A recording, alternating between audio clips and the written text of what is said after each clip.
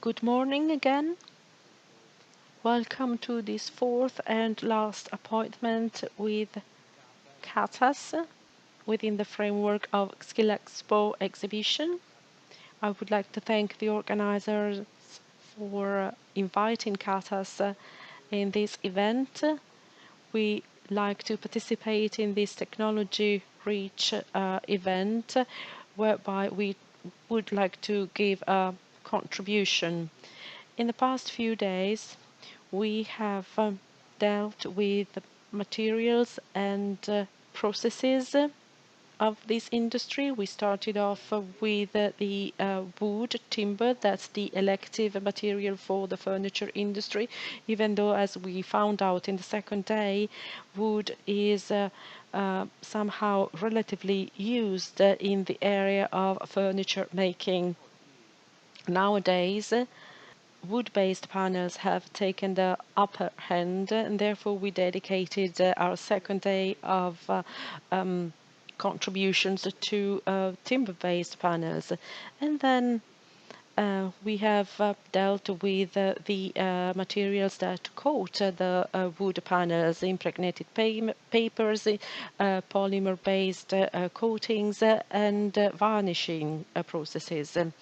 Today's focus of the exhibition day is tools.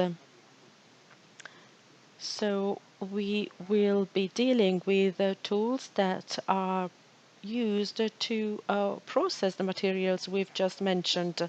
Catas, as you all know, is a testing, analysis, certification and research laboratory, and so tools are very important because they do determine the characteristics of the finished product, the outcome of all the processes.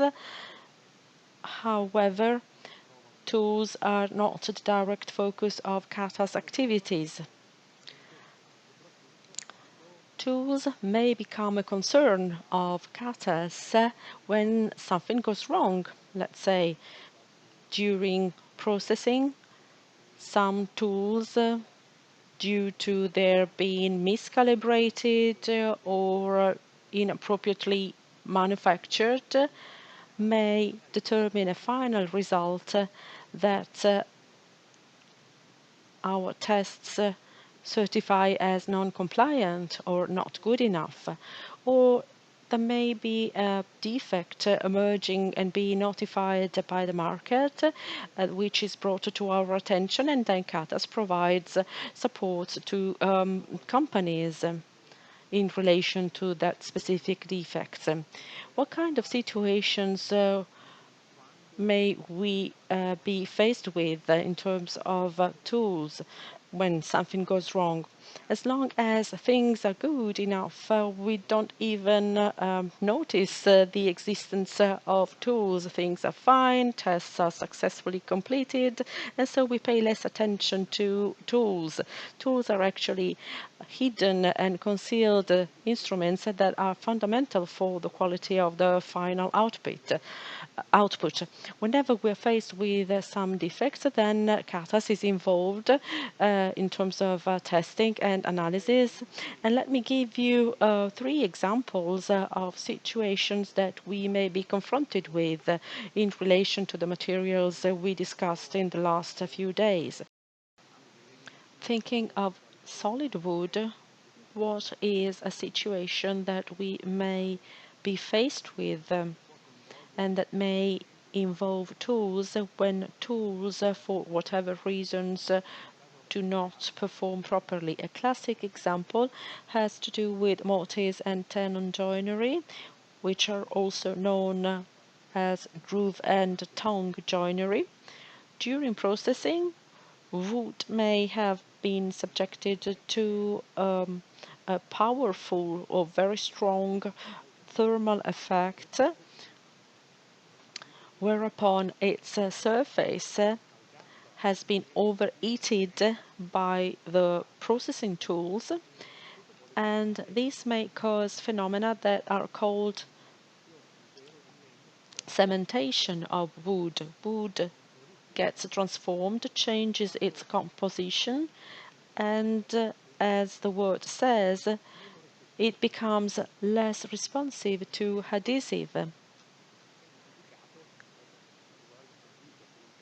A cemented wood and its surface that has been exposed to an overspeeding tools produces this effect whereby gluing effectiveness is no longer adequate, and so the adhesive cannot be applied properly to the surface. And so as we run our tests, we experience ungluing or coming off of the glue, and this could be traced back to a problem that originated from the processing tool. This is the first example. Second example may have to do with wood panels. A specific scenario has to do with edge bending processes. Tools play a very important role in the initial stage of the process, that is to say, during the wood panel squaring. So the panel gets into the edge bending machine, and the first step is to square the wood panel as accurately as possible. In this case, if for whatever reasons tools do not perform correctly or properly, or tools are not well calibrated, we may end up having an improperly squared panel. And when you proceed to edge bending and apply the adhesive, or you start pressing the edges, you may experience problems in terms of unevenness of the gluing process. In During edge bending, other tools are involved too in the final step of the process, and these tools are used to round up the edges between the panel surface and the edge itself. And in this case, if you have problem prone or worn out or miscalibrated tools or mispositioning, you may experience unpleasant cosmetic effects, if you want, like denting, impressions, or in any case, an uneven outer appearance of the edge. In this case, we will trace back the problems to the tools that may have caused such phenomena based on what we can based on what we find during a visual inspection or during our tests in terms of defects. The third and last example I'd like to mention concerns surface finishing, which was the focus of the third day of the series of workshops.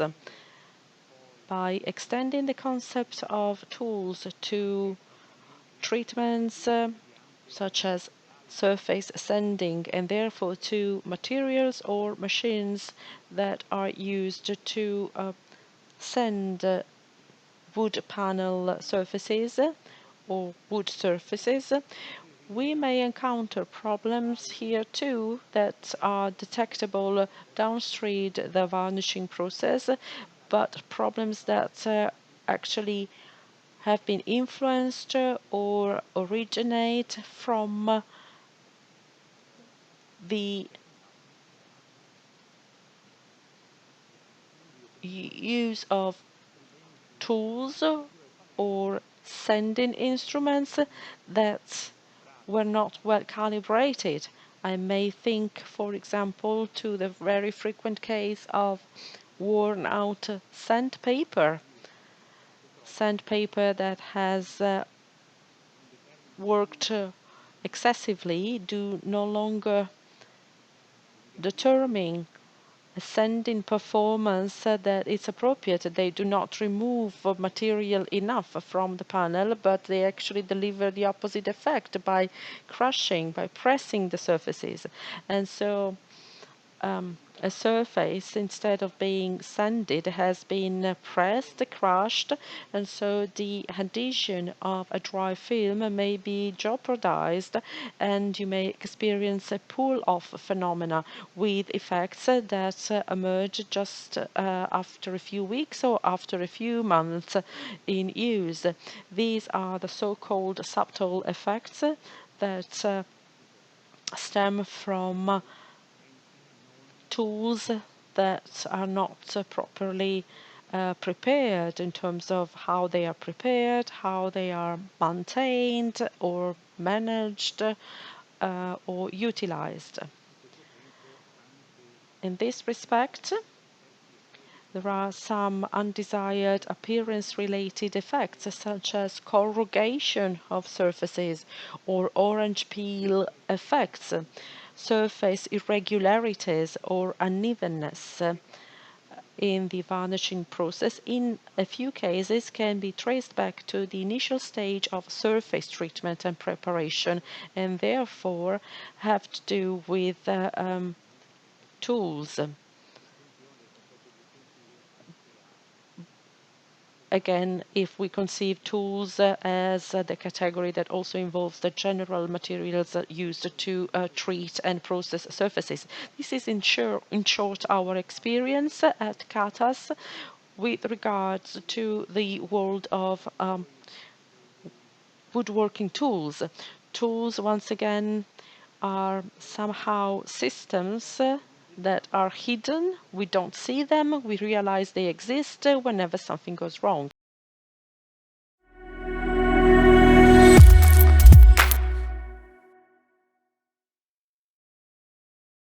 Next to tools, the second keyword for this day is equipment. By equipment, we mean all the support elements for manufacturing processes. Support elements that allow for a better control of the process result or process outcomes.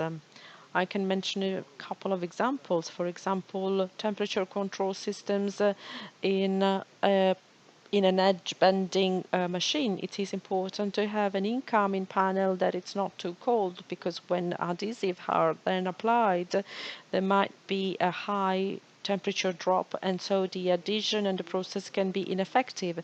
So systems to control temperature of wood panels at entrance, but also right before coupling the panel with the edge band. Some edge barding machines have mounted or have been equipped with a temperature control system right before the coupling step.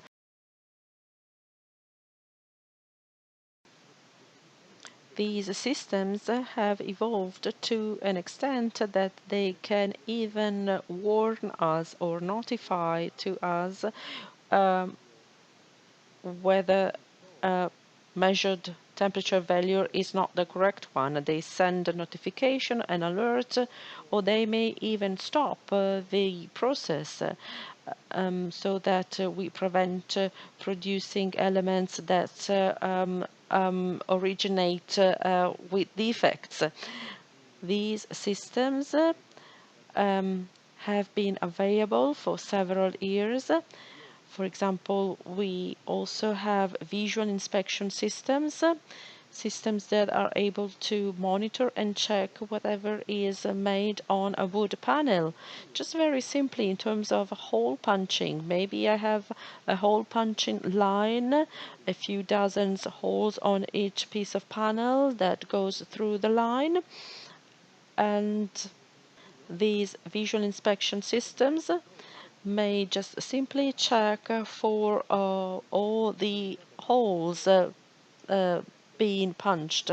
If a punching tip gets broken, you would avoid producing panels with 29 punched holes instead of 30 and having to scrap them. Then there are more evolved systems that are able to inspect the pattern or the color. So it's an interesting development for these complementary additional equipment.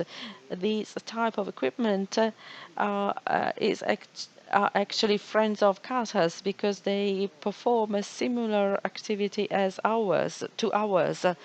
They control, they monitor that the process has been adequately conducted and completed and delivers a good finished product. I think that technological evolution and artificial intelligence can be used to get machines to learn when a process is correct or not. So we can define a certain process as being compliant with acceptability criteria or not. And so these developments can open up new horizons.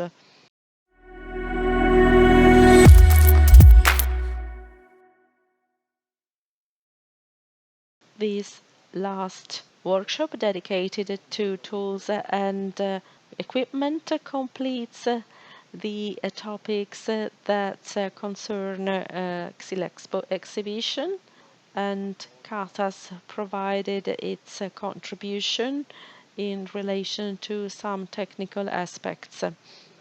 Before saying goodbye to you all, I'd like to just share a few thoughts about a hot topic nowadays in the furniture industry, and that is sustainability.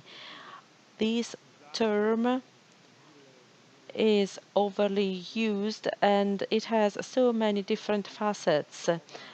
Nowadays, the term sustainability finds an important reference which will deserve our attention, and that is the new European regulation on eco-design. It was approved a few weeks ago by the European Commission.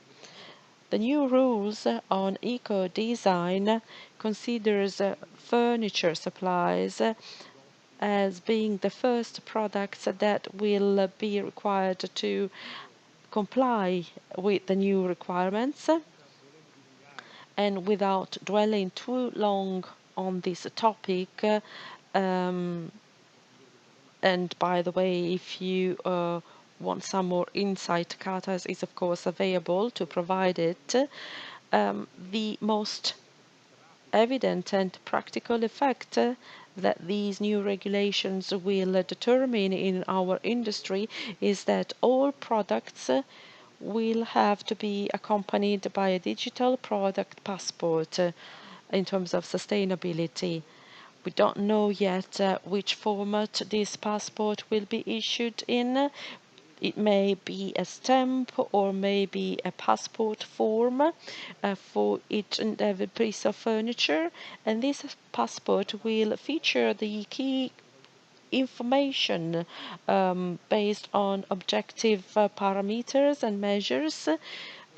Will be expected to carry out studies to declare that a table, a desk, a chair, a piece of furniture has been produced with a certain amount of CO2, how much energy was utilized or consumed to produce them, and as well as a series of other parameters that will be measured and that will have an impact in the manufacturing pipeline. I think this is going to be a sort of a revolution because our attention will necessarily have to be placed in depth onto these aspects, and deadline is short.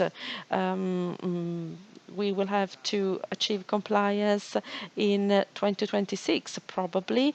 We have now come to half of 2024, so we need to take action fast to get prepared to the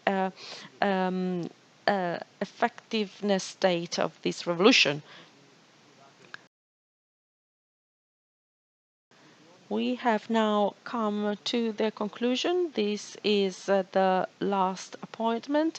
So let me just thank all the staff members of Archimal for providing us this opportunity and for supporting us in these 4 days. Thank you. And this is not a goodbye, it's just an arrivederci, a see you soon, because our collaboration will continue. I would like to invite you all through Archimal website or through our website to take note of the next appointments. These webinars were initiated 3 years ago, and they dealt with technical aspects. They were very warmly received by interested public. So let me say goodbye and see you soon.